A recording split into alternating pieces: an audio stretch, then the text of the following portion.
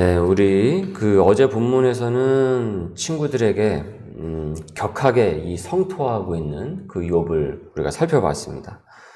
욥은 이제는 그 시선을 어디로 돌리냐면 이제 하나님을 향해서 돌려서 이제 자신의 감정을 이렇게 막 이렇게 거침없이 드러내고 있어요.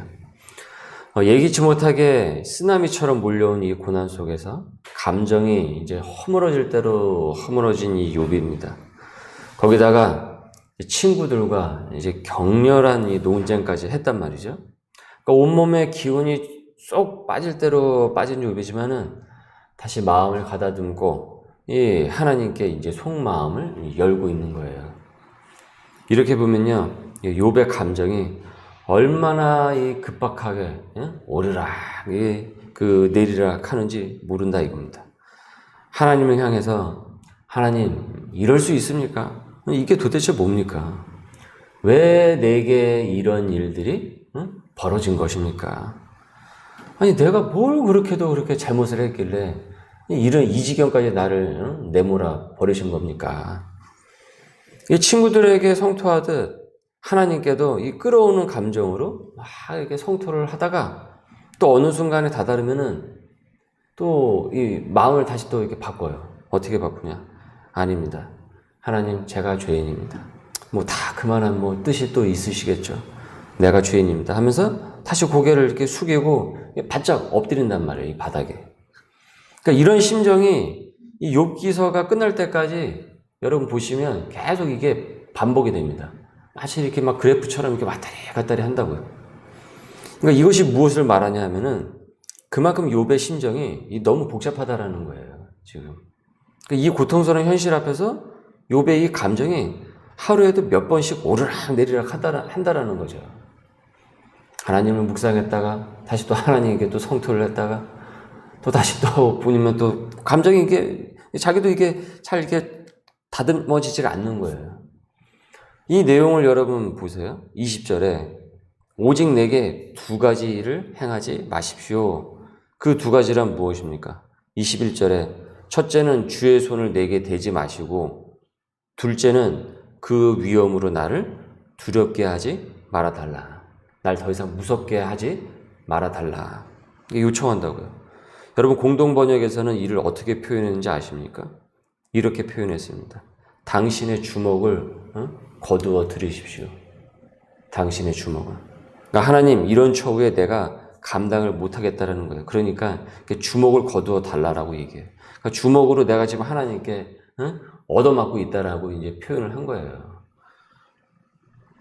욥은 마치 이것이 하나님의 마치 그 탓인 것이냐? 그러니까 어찌 보면은 이게 발칙하다 싶을 정도로 표현이 어떻습니까? 이 세단 말이에요. 24절. 주께서 어찌하여 얼굴을 가리시고, 여기서 더 센 표현이 나오죠? 나를 뭐라고 그랬습니까? 주의 원수로 여기냐고 지금 반문을 하고 있다입니다. 반문을 합니다. 그러니까 내가 무슨 하나님의 원수막입니까? 왜 나한테 이러시는 겁니까? 26절. 주께서 나를 대적하사 괴로운 일들을 기록하시며 내가 젊었을 때 지은 죄를 내가 받게 하시오며, 하나님 지금까지 내가 지은 죄를 그냥 다 낱낱이 기록을 하셔가지고 어렸을 때서부터 내가 지은 그 죄값을 이때다 싶어가지고 지금 나한테 쏟아붓는 건 아닙니까? 이렇게 지금 얘기를 하고 있는 거예요. 지금 이 욥이 하나님께. 그러니까 뭐 거침없이 속에서 나오는 대로 하나님께 쏟아내고 있는 거죠. 붓고 있죠. 그러니까 아까 전에는 친구들에게 뭐라고 그랬습니까? 어제 말씀 보듯이 돌팔이 의사 같다라고 그랬잖아요. 무익한 그 의원 같다고 하면서 쓸모없는. 그러니까 입 좀 다물라고 저리 가라고 하더만 이제는 하나님께 그렇게 또 돌리고 있다는 것이죠. 28절을 보세요.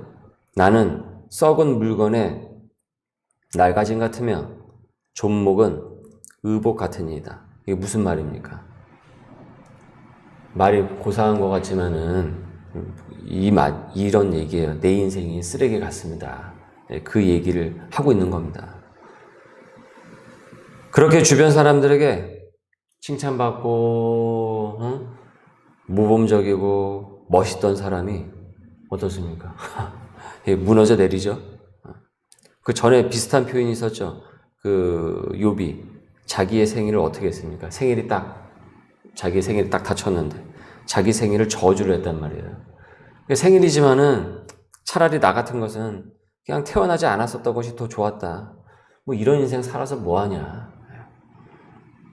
여러분 어떻습니까? 이 욥의 이 상흔이 여러분 어떻게 깊게 이렇게 느껴지십니까?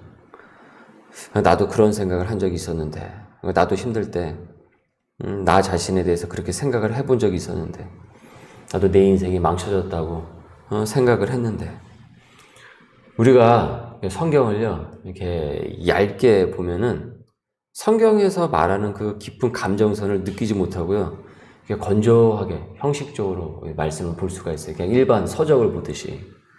그러나 이게 깊이 보면은 그 감정선이 쭉 읽혀지면서 입체적으로 쭉 읽혀지면서 여러분 깊은 체험을 하게 됩니다. 말씀을 읽으면서 무엇이 보이냐면 욥을 통해서 무엇이 보이냐면 내 모습도 보게 된단 말이에요. 욥기서는 우리를 지금 이 말씀의 체험을 깊이 끌어당기고 있다라는 거예요. 이 고난이 무엇인가? 고난 앞에서 우리가 어떤 모습을 보여주고 있는가? 깊게 하나님의 그 신비로운 체험 앞으로 지금 우리를 밀어 넣고 있다라는 말입니다. 여러분 욥기서를 참고하시면서 그것을 깊이 체험할 수 있으셔야 됩니다. 그저 뭐 이렇게 인터넷으로 뭐 이렇게 한 번 듣는 좋은 말씀이지 하면서 우리가 그냥 욥기를 이렇게 단순히 넘어갈 것이 아니라는 거예요. 우리가 이 시간에 체험을 해야 된다는 거죠. 말씀을 듣는 이 시간에. 아니면 뭐 나중에 여러분이 인터넷을 통해서 다시 한번 듣는다고 할지라도. 제가 12년 전에 새벽 기도가 끝나고요. 매일 이 다윗의 시편을 계속 깊게 이제 묵상을 했습니다. 골리앗을 쓰러뜨린 멋진 그런 아주 폼나는 그런 장수가 아니라 저에게는 처절하게 실패한 한 영혼이 보였어요. 이 시편을 묵상할 때. 그냥 깊은 고통으로 신음하고 있는 그 한 영혼이 보였습니다. 제가 그 시편을 쭉 묵상을 하면서 그 모습을 보면서 다윗이 저랬구나.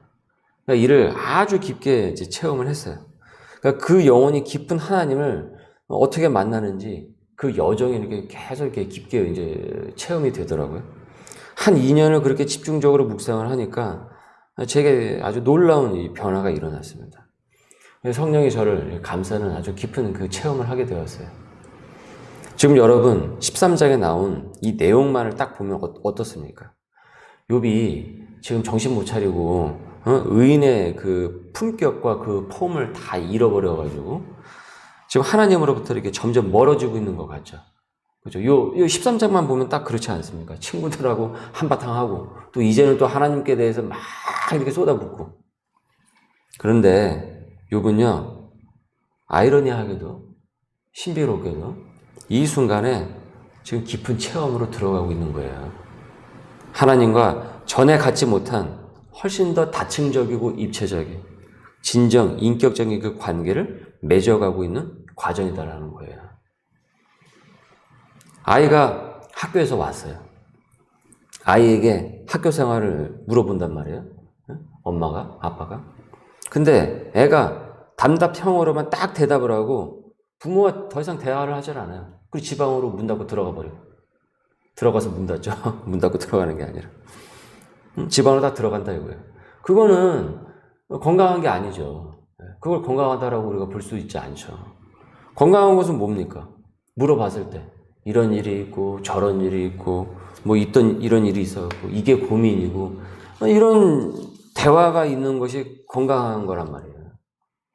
욥은 지금 하나님과 그 인격적인 대화로 들어가고 있는 거다라는 거예요. 근데 이것은 하나님이 그것도 받아주셨기 때문에 가능한 거예요. 하나님이 거부하고 너 그게 무슨 말버르장머리가 그 말본새가 그게 뭐냐 라고 하면서 해버리면은 그 관계는 어떻게 됩니까? 끝나는 거예요. 그러나 욥의 이 부르짖음과 우리가 볼 때는 너무 이거 좀 센 거 아니야? 표현이 너무 거친 것 아니야? 이런 이 탄식을 무시하지 않고 다 듣고 계셨던 것이죠. 훌륭한 부모, 훌륭한 스승, 그리고 좋은 그 친구는 그 동료의 그 자녀의 그 친구의 그 고충을 무시하지 않고 그 제자의 그 고충을 무시하지 않고 이 관심과 시간을 갖고 이렇게 다 들어주지 않습니까? 다윗의 시편이 그랬단 말이에요. 제가 그때 묵상을 했을 때. 다윗의 시편 보십시오. 우리가 전에도 한번 살펴봤지만 거침없어요. 뭐 하나님 뭐 이러면서 막 이렇게 막 품격 있게 막 가는 게 아니에요. 그 속마음을 막 이렇게 얘기한단 말이에요. 이래도 되나? 이렇게 기도해도 되나? 싶을 정도란 말이죠. 섬찟한 부분이 또 한두 구절이 아니었단 말이죠. 아직까지 모든 것이 혼란스럽고 복잡한 심경으로 지금 마음에 있는 소리, 없는 소리를 그냥 거침없이 내뱉는 욥이지만은 그가 소리치는 것도 작게, 읊조리는 그 신음하는 그 소리도 지금 모두 다 듣고 계시는 하나님의 거대한 그 신비로운 그 긍휼을 우리가 보게 된다라는 거예요. 이것이 바로 우리를 향한 하나님의 긍휼하심입니다. 그래서 욥이 직설적으로 내뱉은 뭐라고 그랬습니까? 내가 무슨 원수 마귀입니까? 왜 나를 이렇게 대하십니까? 원수로 그를 대하는 것이 아니라 누구로 대하고 있습니까? 친구로 대해 주시는 그 하나님의 은혜를 우리가 사실은 이 욥의 거침없는 이 토설 속에서 우리가 그 하나님의 그 마음을 동시에 보게 되는 거예요. 무엇보다 욥도 자기 방문으로 들어가서 그냥 문을 탁 닫아버리고 입을 딱 닫고 하나님과 완전히 단절이 되는 것이 아니라 끊임없이 어떻습니까? 하나님께 다가가고 있는 그 욥의 모습을 우리가 또 보고 있는 거예요. 그러니까 사실 이거 멀어지는 게 아니에요. 이 말에 나와 있는 표현만 보고 우리가 판단하면 안 됩니다. 멀어지고 있는 것이 아니라 사실은 다가가고 있는 거예요. 여러분 바로 여기에 희망이 있고 소망이 있고 소명이 있는 것입니다. 다가오시는 하나님 또 뭐예요? 다가가는 욥. 다가오시는 그리스도, 다가가는 나. 우리를 친구로 받아주시는 이 은혜가 오늘 저와 여러분의 삶에 일어날 수 있기를 주님의 이름으로 소원합니다. 우리 함께 같이 기도하겠습니다. 욥의 거침없는 내뱉는 그 말에도 울부짖는 그 소리에도 이 절규를 무시하지 않으시고 다 듣고 계신 하나님, 감정이 격해진 욥이 뱉는 그 원수가 아닌 그를 친구로 대하심을 보게 됩니다. 죄로 인해서 죄의 그 값 때문에 하나님과 원수가 될 수 있었던 저희를 그리스도의 십자가로 구원해 주셨음을 주님 믿습니다. 사람이 자기 친구를 위하여 자기 목숨을 내놓는 것보다 더 큰 사랑은 없다라고 말씀하시면서 직접 그 본을 보여주셨습니다.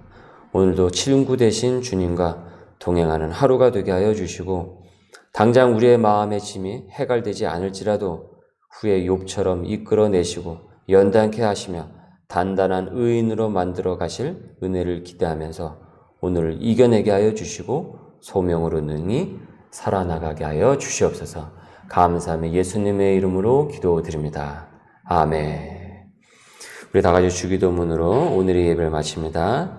하늘에 계신 우리 아버지, 아버지의 이름을 거룩하게 하시며 아버지의 나라가 오게 하시며 아버지의 뜻이 하늘에서와 같이 땅에서도 이루어지게 하소서. 오늘 우리에게 일용할 양식을 주시고 우리가 우리에게 잘못한 사람을 용서하여 준 것 같이 우리 죄를 용서해 주시고 우리를 시험에 빠지지 않게 하시고 악에서 구하소서.